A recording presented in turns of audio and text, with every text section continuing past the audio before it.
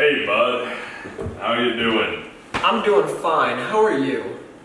Well, I've been reading a lot about global warming, and to be honest, it's got me feeling a bit down. Global warming? What's that? What? You've never heard of global warming? That's one of the biggest threats to the Earth today. Now, I know a few people who are experts on the effects of global warming. I'll let them show you what's happening.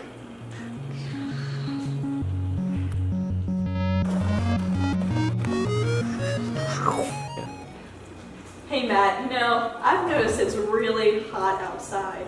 What is going on? It's global warming.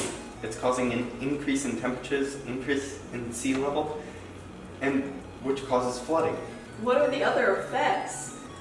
The other effects are droughts, severe weather, and wildfires. Is it affecting our plants and animals? Yes, the wildfires and droughts are affecting our plants and animals. That is so sad. We need to find a way to annihilate this humongous problem. Let's create a squad. I know just the man who knows the team who can solve this issue.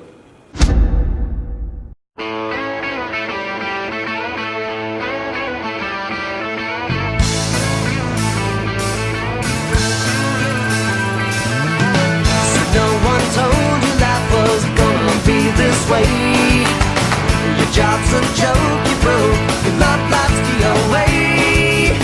It's like you're always stuck in second gear, when it hasn't been your day, your week, your month, or even your year. But I'll be there for you when the rain starts to fall. I'll be there for you like I've been there before. I'll be there for you, 'cause you're there for me too.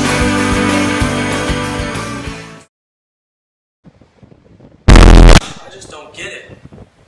Oh, hey. I didn't see you there. My name's Jacob Prince, and I've been working in the oil industry for over 30 years. And I'd like to have you know that everyone these days keeps talking about global warming and saying that it's caused by us at the oil industry. That's a bunch of baloney.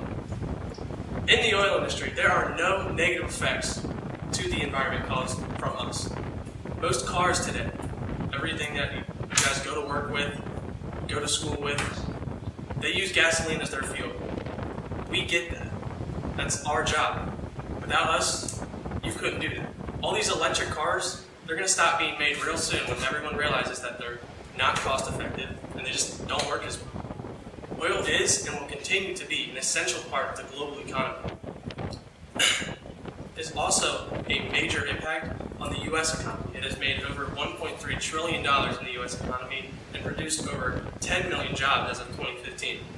So I want to stop hearing all this garbage about global warming right now.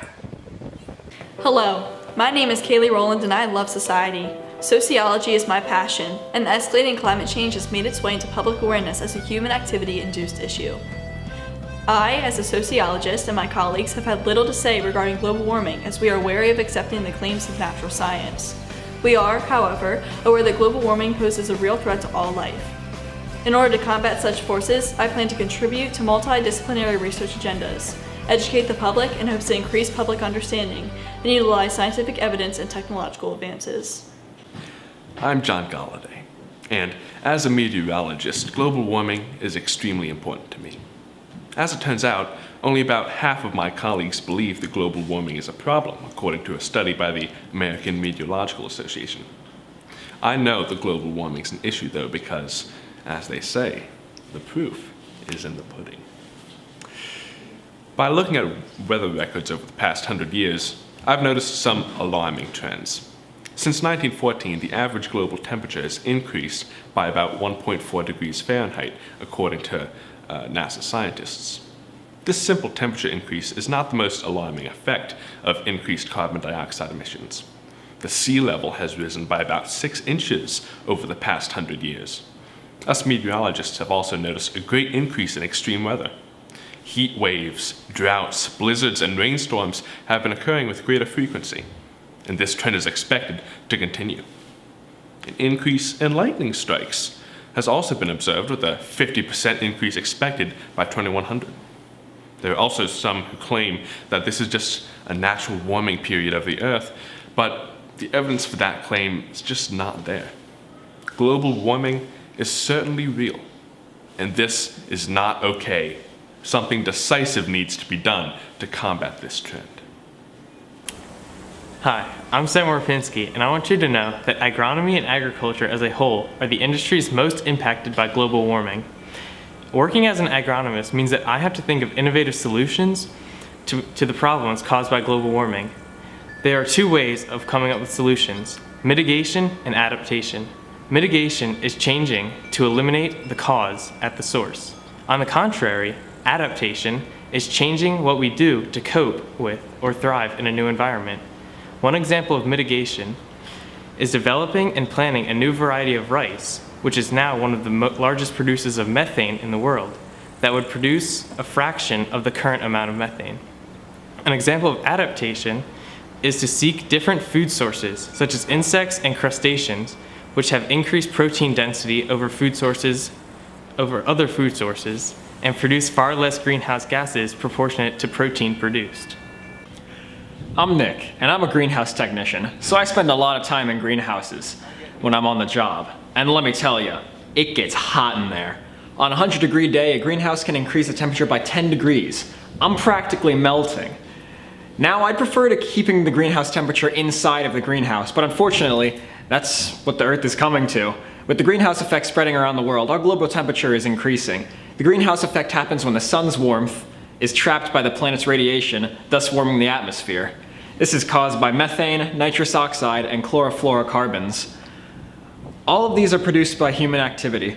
While there are some very small natural contributors to greenhouse effect, the ones caused by human activity are the main causes of destruction in the atmosphere and ozone layer.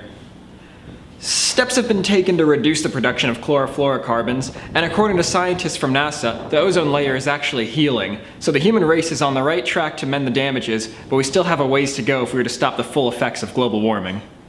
Hi, my name is Helena Covey and I'm a marine biologist. The effects of global warming on marine mammals are a growing concern. Somehow it is still questioned whether or not humans are the cause. Ocean temperatures are rising and have done so continuously for the last 50 years. It is about time that we did something to help the poor creatures living in our oceans. Human activities are releasing gigatons of carbon dioxide into the Earth's atmosphere annually. The ocean has absorbed about 30% of the carbon dioxide that humans have sent into the atmosphere from the start of the Industrial Revolution. That's almost 150 billion tons. That's not even the beginning to explain the disruption that has occurred within the habitats here and around the world. In addition, many fish species have moved toward the poles in response to ocean warming, disrupting fisheries around the world. Rising sea levels, partly the result of the heat absorbed by the ocean, is also drowning our wetlands. Wetlands normally grow vertically fast enough to keep up with the rising sea level, but recently the sea has been rising too fast for the wetlands to keep their blades above water. We can see this right in our very own Talbot County. It is time for change. We need to cut down on hazardous activities and do everything we can to protect our oceans and animals. Hello, my name is Matthew Weatherby, and I'm from the zoology department. There is evidence that global warming negatively affects animals. The melting of sea ice causes negative effects for polar bears. Also, rises in sea levels cause problems by flooding and taking away animals' habitats. Global warming and pollution have caused many problems in the Baltic Sea, and the surrounding countries have taken measures that have been successful. If measures are not taken soon, there will be devastating impacts with many sea animals dying. The wildfires have been increased by global warming and are currently burning down habitats for animals. This is like deforestation. Hunting too is a major problem, causing animals to die and species to go extinct. Along with the melting of sea ice and increase of wildfires, these are the major problems. Currently, it is not the most concerning problem of our time, but it soon could be if nothing is done. 2 hours later. Hi, Thank you all for coming to give your unique perspectives on global warming and the issues that threaten the Earth today. So, I've seen that you all have already taken a seat, so we'll get right into it. Now, Matt, I've heard that you are undecided on the issue of global warming. Could you explain your views on it for us? Sure, global warming could eventually become a problem, but the main issues for my field are deforestation, overhunting, and overfishing. Carbon emissions should be regulated, but it's not the top priority for zoologists such as myself. Well, as a sociologist, I know that human activities are driving the increase in carbon dioxide concentrations due to consuming electricity, transportation, and even digesting food. Scientists can tease apart how much CO2 comes from natural sources and how much comes from human activity. Due to car emissions and power plants causing an increase in the amount of radiation, we need to start moving towards solar and wind power as well as electric cars. I disagree. As a petroleum engineer, I know that oil is still one of the cheapest forms of energy. Also, drilling for oil has few negative effects on the environment. I would like to add that oil drilling, as well as other human activities, have a major effect on our environment, as well as marine life. Marine biologists have observed changes of habitat, spikes in temperature, and significant rises in the sea level. All of these effects have been traced back to the increase of carbon dioxide absorption in bodies of water here locally and worldwide. It's important to start implementing solutions to all these problems you all brought up. If we don't start working on this soon, livestock and plants will no longer be able to keep up with as our food sources, and we will begin to lack. Many plants require a specific climate to grow, and with the world heating up, they will no longer be able to produce food that the whole world needs. If these plants die, the base of the food chain will crumble, and so will the global ecosystem. I see where you're coming from, and you make a good point. But I work in that area regarding greenhouses and plants. I've noticed the temperature increase, and I've still been seeing the profits come in. I do, however, acknowledge the change in temperature. When I'm in a greenhouse, I notice the temperature is at least 10 degrees hotter than outside. Now, I'm a strong believer of not taking my work home with me, but with the greenhouse effect taking over, it seems I wouldn't be able to fall back to the refreshing feeling of the free air. In my profession, I know the effects of global warming better than almost anyone. Global warming isn't just causing an increase in temperature. Over the past 100 years, we've seen an increase in the amount of extreme weather, such as droughts and blizzards, as well as an increase in the amount of lightning strikes, for example. We can't limit the discussion to increases in temperature. These effects are major problems, especially with the increase in lightning strikes, which increases the chance of a wildfire. Wildfires burn down animals' habitats and cause more carbon to be released into the air. This has the same result as deforestation. Deforestation is bad enough, but the main reason for deforestation in the Amazon area is to create pastures for cows. This has not only removed 70% of the Amazon rainforest, but it also increases the producers of methane in the area. Rice is also another major producer of methane, and it's the #1 produced crop in the world. It's important to change how we cultivate food in order to reduce our emissions. Many people blame the fossil fuels, but harmful agricultural practices contribute to climate change as well.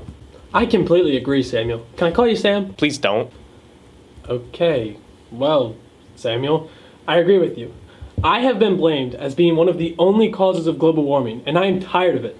The oil industry is bringing in steady revenue for the United States economy, and it is a vital part of our nation. Also, the oil industry actually has positive effects on the environment. It actually decreases the pressure in natural oil reserves. That decrease in pressure makes it so that there's less hydrocarbon leakage. It also reduces the amount of methane in the atmosphere. Drilling for oil not only helps the economy, but also the environment, both terrestrial and aquatic.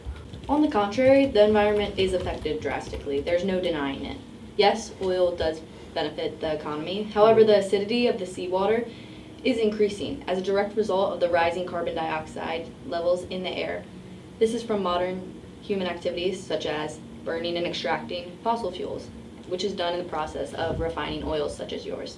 Refining oil and extracting fuels is a part of modern society and daily life. There is no realistic way to resolve these issues when the consequences would be deriving our society from innovations that have developed over many decades.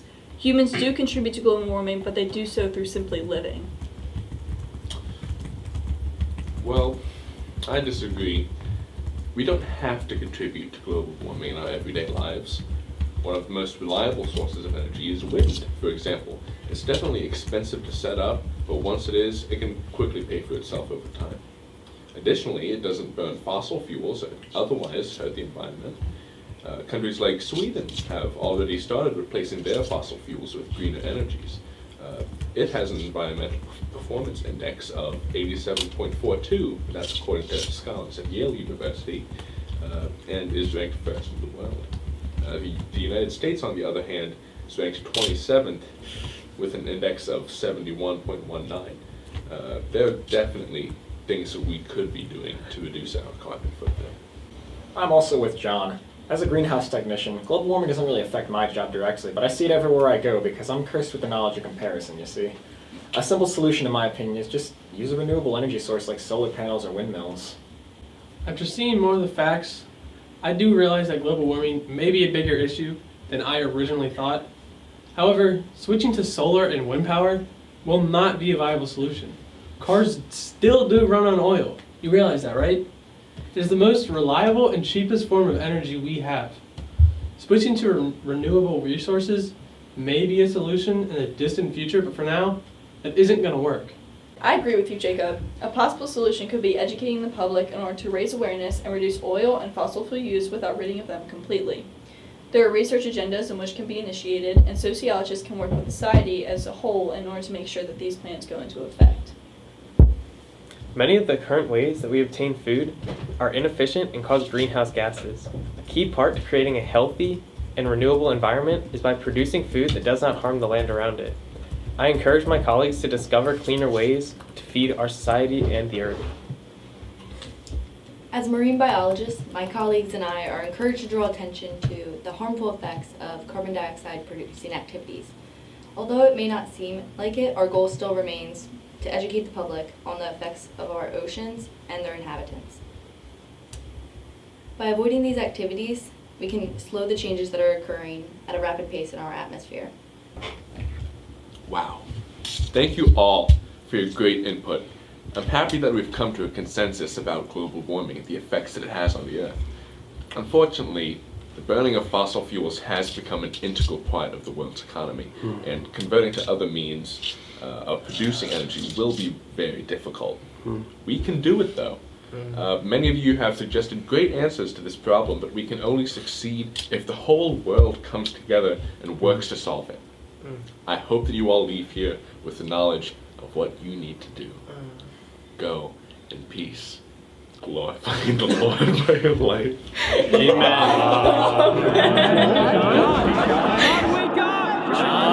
John, wake up! John, you're okay? John! Whoa. He's up!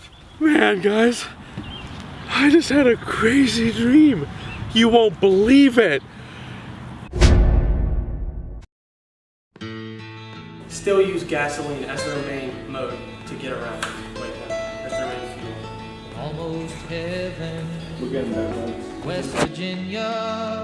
My name's Jacob. Blue Ridge Mountain. It went dark. I can't see it went dark.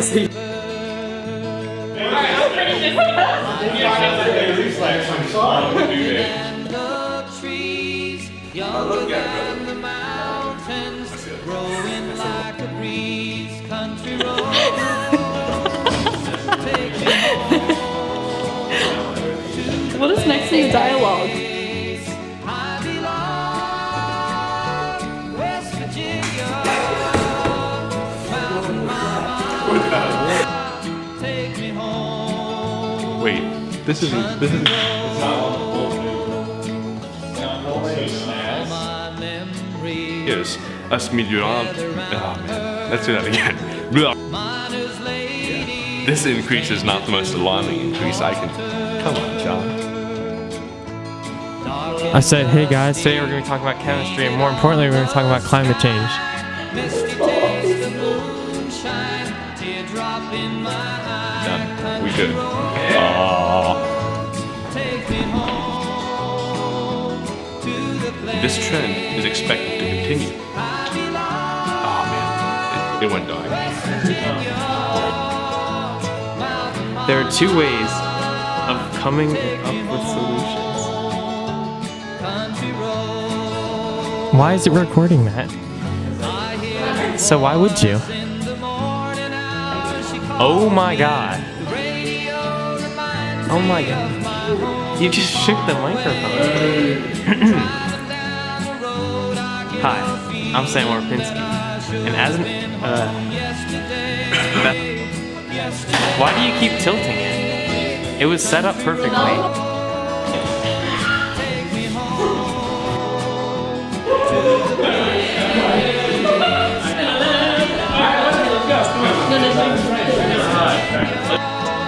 One, two, three, four. Check. 1, 2, 3, 4. There is significant. Hello, I'm Matthew Weatherby. Said that. Hello. I spend a lot of time in greenhouses while I'm on the job, and let me tell you, it gets hot in there. I'm Nick, and I'm a greenhouse technician. About time that we did something to help the poor creation. Everything we can to protect our oceans and animals.